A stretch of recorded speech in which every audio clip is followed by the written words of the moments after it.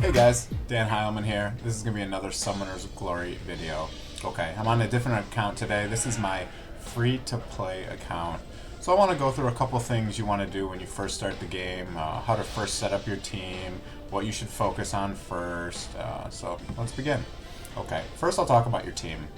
So, you want to just basically look through what you've pulled and, you know, SS or S champions or phantoms. So, if I pull up my list here, you can see Zeus is a decent damage dealer. I just finally pulled him as SS, but in the beginning, I just had an S copy of him. I had an S copy of Sea Conqueror and a S copy of Queen of Chaos here. So, this is what I was using, and Astral Clock here. I actually pulled the SS of Astral Clock, one of my first SS pulls.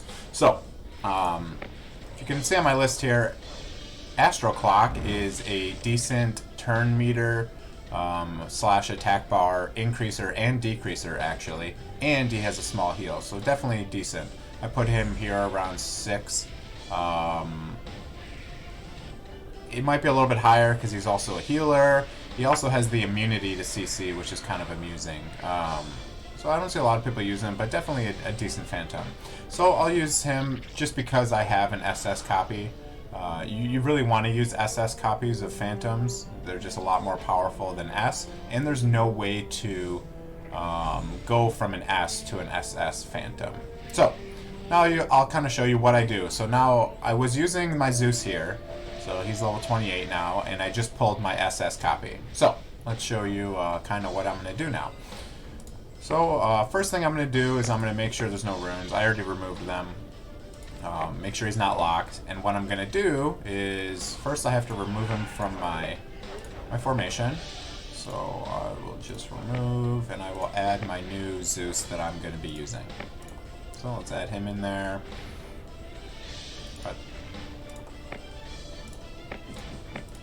Okay, and then now I'm just going to transfer the experience. So what you can do is, and notice how I didn't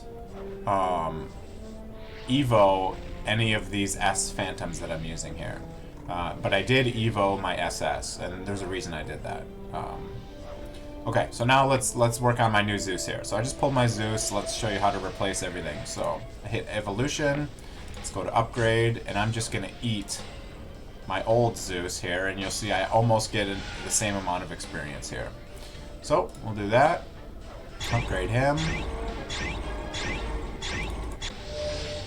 Perfect. Now what I'm going to do is... Did I actually get a... Oh, I thought I got a skill up. Okay. So another thing I got in the very beginning, I think it's like the 3rd day, you'll get 4 of these runes. I happen to get decent ones for him, so this is going to be my damage dealer, so he's going to be my carry. I want to spend a lot of time on this guy. So the next thing I'm going to do is I'm just going to evolve him like this, and so that'll give him a little bit more power here. The evolution gives a decent amount of power, so the level didn't change, but look I got, you know, 20-30% more HP, I get more magic attack, more defenses, your speed never changes. Okay. So, this is what I'm looking for a team now, and I'll do the same thing once I replace, I'm looking for a different CC champion. I'm using Queen of Chaos as my CC champion right now, just because I don't really have any better options here. I could probably use Dracula Eye, but I've been wanting to mess around with Queen of Chaos for a while. She might hit decently hard.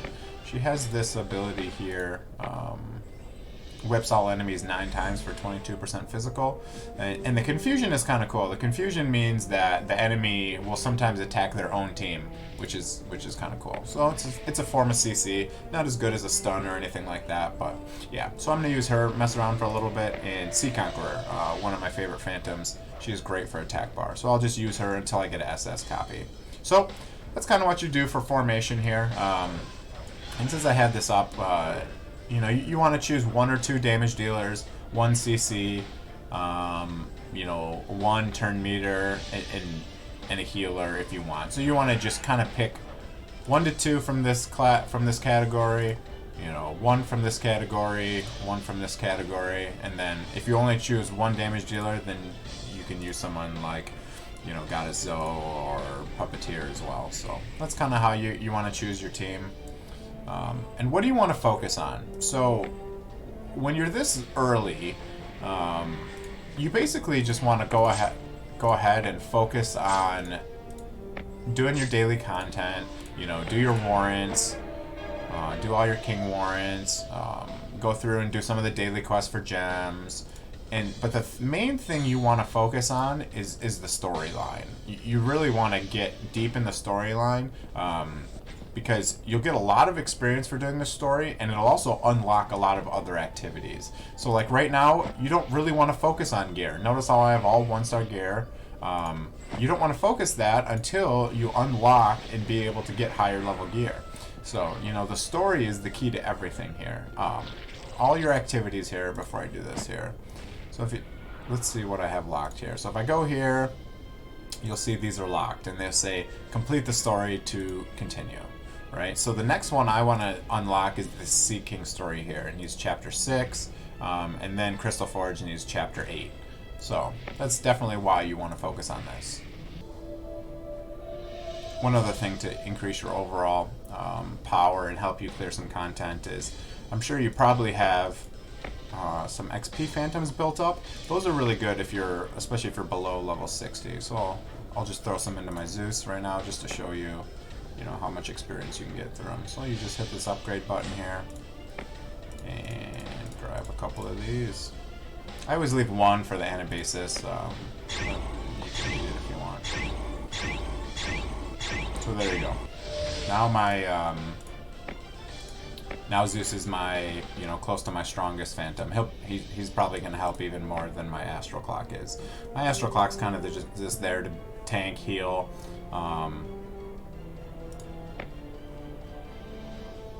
Yeah. Eventually you'll get to a point where you're unable to complete the storyline, and that just means you need to go back and start evolving your phantoms, leveling them up, and runes. So runes are going to be huge. It's basically your gear for each phantom. So in the beginning, you're going to be going into the phantom abode, and you will be farming your runes from here.